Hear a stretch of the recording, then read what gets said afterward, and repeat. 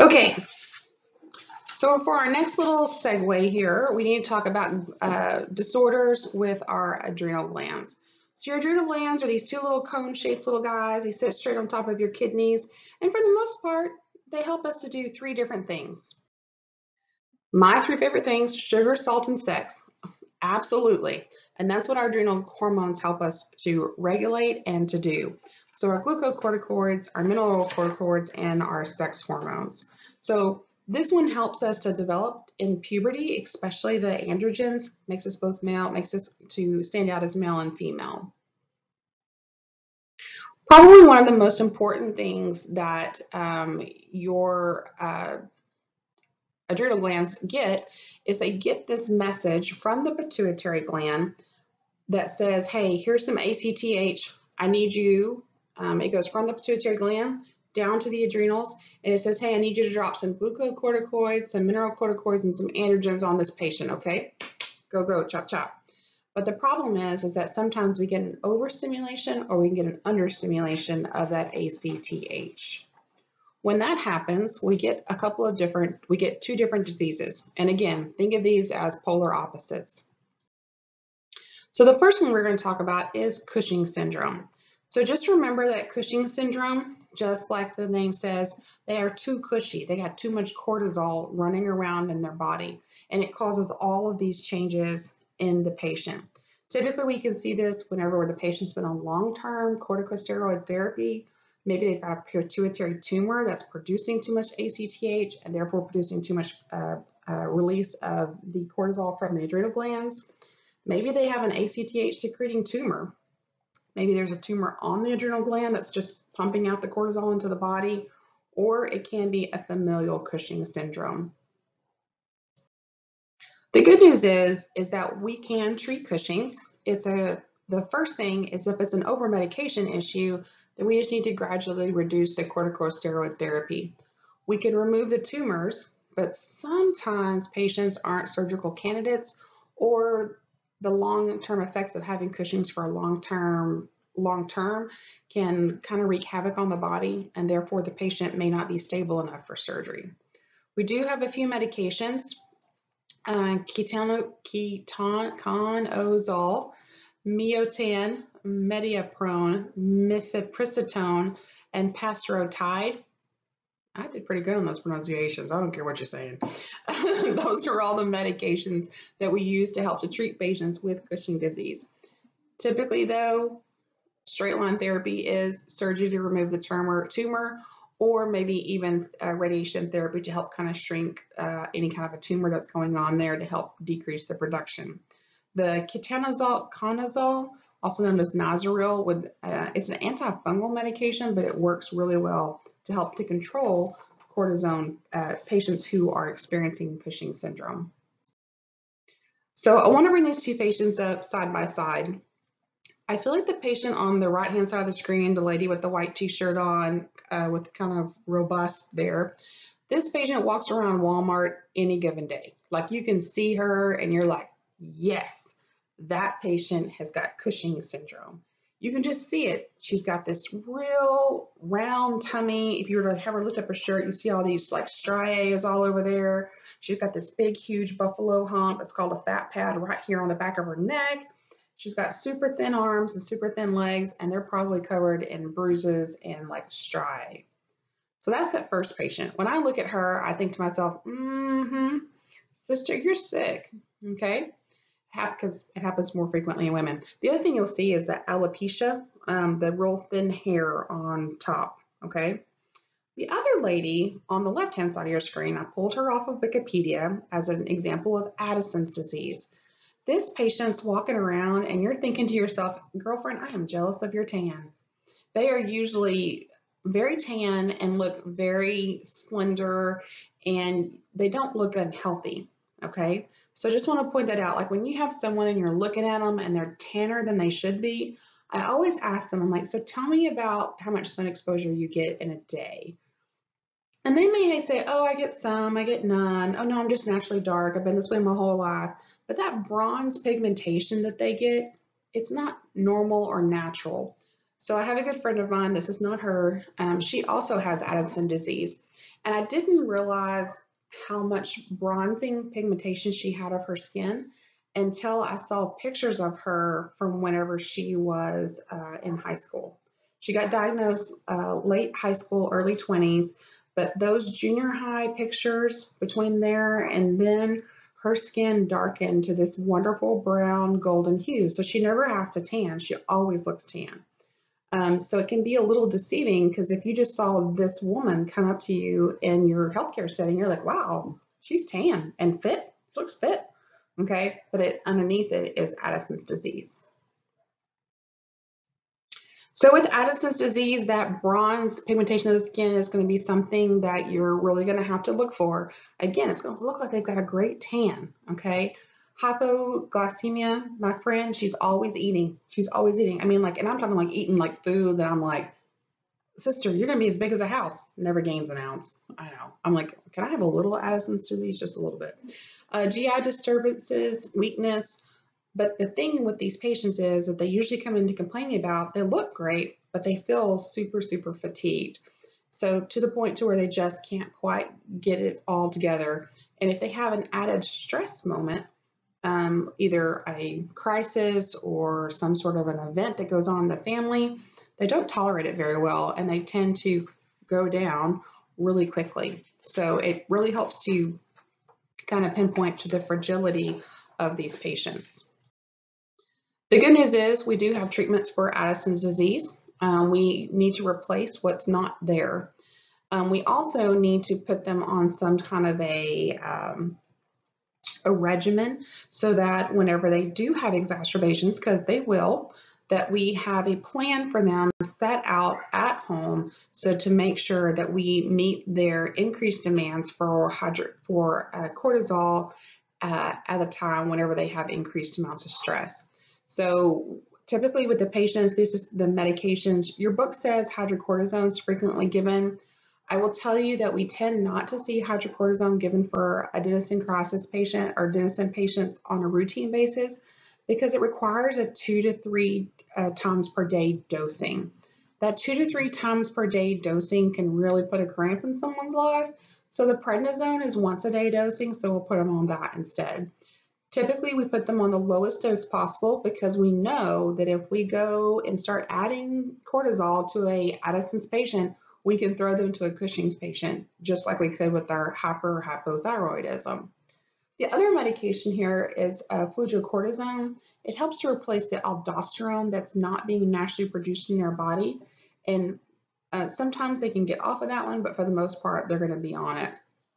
The KOH means keep on hand. At home, the dexamethasone 0.5 milligrams IM.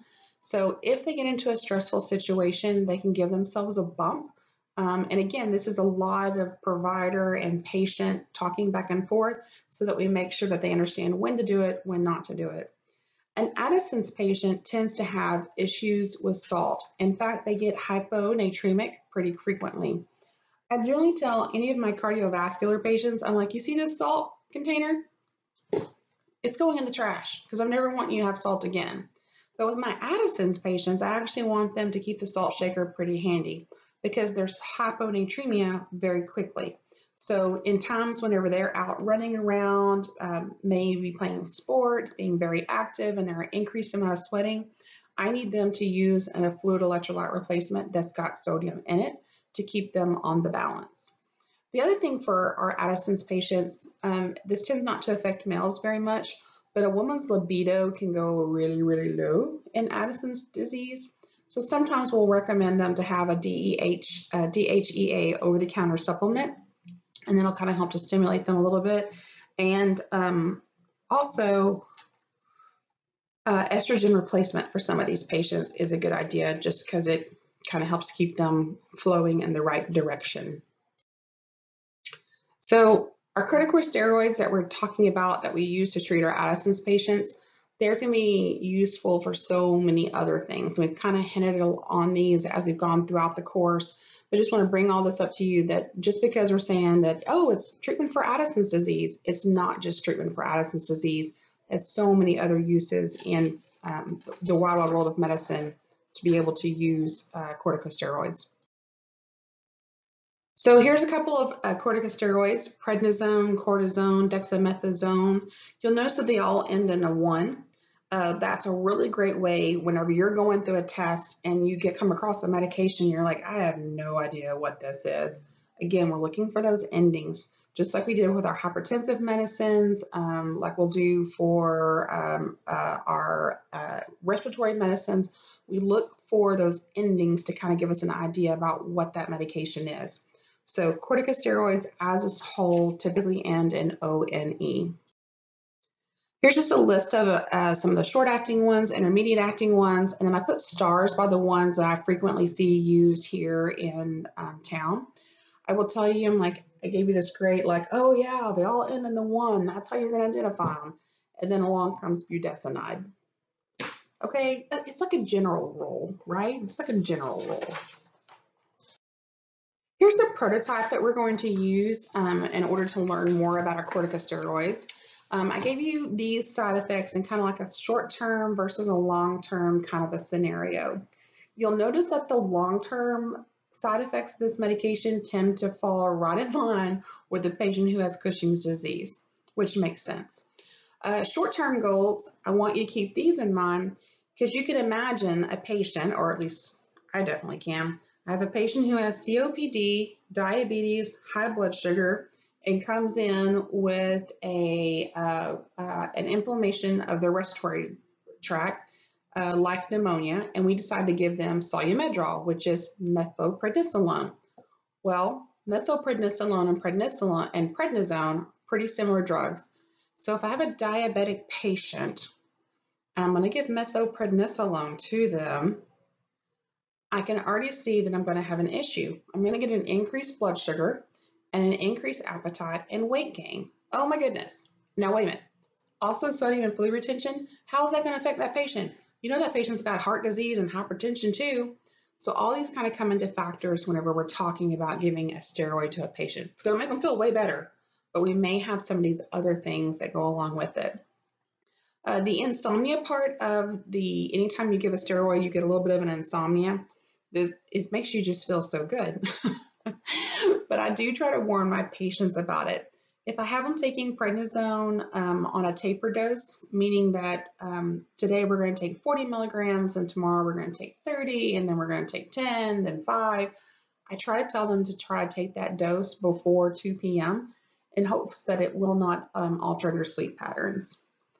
In small children especially, we can see a lot of mood changes, like they just get real grumpy and kind of irritable and fly off the handle at you, and that can be because of the steroids. Again, they get a little roid rage going on. Always, always, always with our steroid type therapy, any of our corticosteroids, we want to taper slowly, and we want to make sure that they take it with food. So again, just a little sample to help put things in your memory that, corticosteroids have good effects, they have bad effects, and then they have ugly effects. So just different layers that you should be looking for if your patient is on steroid therapy. All right, now we're to our posterior pituitary. So remember, our posterior pituitary secretes 2 things: antidiuretic hormone and our oxytocin. The good thing is that I've never met someone who's been pregnant forever. Eventually the body does kick in and say, okay, let's oxytocin, let's get this baby started. But the antidiuretic hormone can cause us an issue. Remember, your antidiuretic hormone is the chemical in the body that helps to regulate your fluid, your sodium, and your water intake. So it helps to kind of keep this natural balance between sodium and water in the body. We have 2 different diseases that we are going to focus on with the antidiuretic hormone. So the 2 different diseases, and your book only mentions one of them. One of them is diabetes insipidus, where there's not enough ADH, and these patients are always saying, darn it, I wish I could quit peeing. And then we have syndrome of inappropriate diuretic hormone, in which they have too much ADH, and they're always saying, I wish I could pee. Okay, so we'll go into this a little bit deeper. So with diabetes insipidus, what we see with these patients is is that they are super saturated with fluid. In fact, we'll pretend that this wash rag is the patient who has diabetes insipidus' body, and there's water dripping out of it, okay? Like all the time, water dripping out of this body because they're peeing so much. And you may be thinking to yourself, well, if this patient is peeing so much, what's the problem? Well, here's the deal. So as a nurse, I take something called intake and output, and I'll write on my little chart in the patient's room how much water they took in today and how much pee they took out. So I may have a patient who is drinking like, I don't know, something crazy like 10, 20 liters of fluid a day. And then their output will almost match, if not exceed, what their input was. That's a patient who has diabetes insipidus. And what I find is whenever I run that urine sample on that patient and I look at it, the specific gravity is very, very low. The specific gravity of water is 1.0000. That patient's specific gravity may be 1.001. So they're not concentrating their urine. Basically, everything you're pouring into the patient is pouring straight back out to the patient with having no physiological effect in between. Okay? That's a patient who has diabetes insipidus. And in fact, if we could see inside a patient who has diabetes insipidus, this is what it looks like. They are cellularly dehydrated, okay? But again, it makes no sense because you're like, wait a minute, I did my INO. What went in came out. Wait, what went in came out? Exactly? Usually that's not the way this happens. There's usually a little bit of a degree of difference. But this patient is cellularly dehydrated because none of that fluid is getting out of the vascular space and doing any good for the cells anywhere. So when you draw that patient's blood, super, super concentrated. But when you look at that patient's buckets of urine that they're producing, it's super dilute. In fact, it's so close to being almost water. So there's lots of different reasons why diabetes happens. So we have to have the provider to help us to figure out which way this is going. Like, is this a pituitary problem? Is this a hormone deficiency? Or is this a renal problem? And then based upon which way they decide that this is, will help us to depend upon what drug therapy we're going to do. So a partial ADH deficit is actually controlled with a drug called oral clopropamide. The oral clopropamide, if you look it up in a drug book, is known as Diabinase or Diabinase. This medication is also used to treat type 2 diabetes. The other thing that we can do, if it's a hormone problem, meaning that we're not getting the ADH at all, we can give a drug called DDAVP, also known as desmopressin. And this is probably the most frequent treatment that we'll see for someone who has diabetes insipidus. If it's a renal problem, meaning that the renal bed's not responding to ADH, sometimes what we'll do is that they'll order a thiazide diuretic. A thiazide diuretic like hydrochlorothiazide, like HCTZ. Sometimes they can do it with just restricting the amount of salt that the patient's taking, and then sometimes we will give something called a prostaglandin inhibitor like Indocin or indomethacin that will help to make a big, huge difference in these patients and make them begin to reabsorb some of that fluid actually into the vascular space where it needs to be. Just a little spotlight on desmopressin DDAVP. You may see this not only in patients with diabetes insipidus, but you'll also sometimes see this as a medication used with children if they experience nocturnal bedwetting, okay? With this medication, we can get some nasal congestion and some irritation.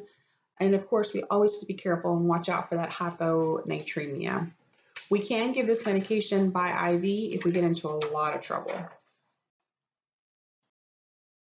So SIADH kind of comes out looking like this. You are extremely thirsty all the time, but you absolutely positively cannot go potty. So the patient will be super saturated, but then it does it so super saturated. Here's my rag again, okay? But they go to the potty and that's all they get. They just get little drips and doodles, okay? But when I test that urine, that's a little drip and a little doodle, what I'll find is that it's just super concentrated. It's like syrup pee, not even water pee, it's syrup pee, because they're not able to use any of the water that's out in the system to pull it into the vascular space to actually get this patient to where they have a normal urine analysis or a normal blood chemistry. So with this patient, they look more like they're overhydrated. And again, you're like looking at the urine, you're like, why are you not peeing? I cannot get this patient to pee. But if I look at them, they're going to have a lot of volume in their system. In fact, they can have so much volume that their body is like, I got to get rid of this. I got to get rid of this. And it gets really, really excited. And it has tachycardia because it's trying to push the water out, but nothing's happening. These patients too will become very soggy in their skin. And what I mean by that is like they'll have this edema, but it's not really pitting. It's just kind of like all over. It's like they become super, super cushy. And you feel like if you could just squeeze them hard enough that you could get something out, but you can't. They just remain soggy. So with these patients, diuretic therapy can be the right answer. Diuretics such as furosemide.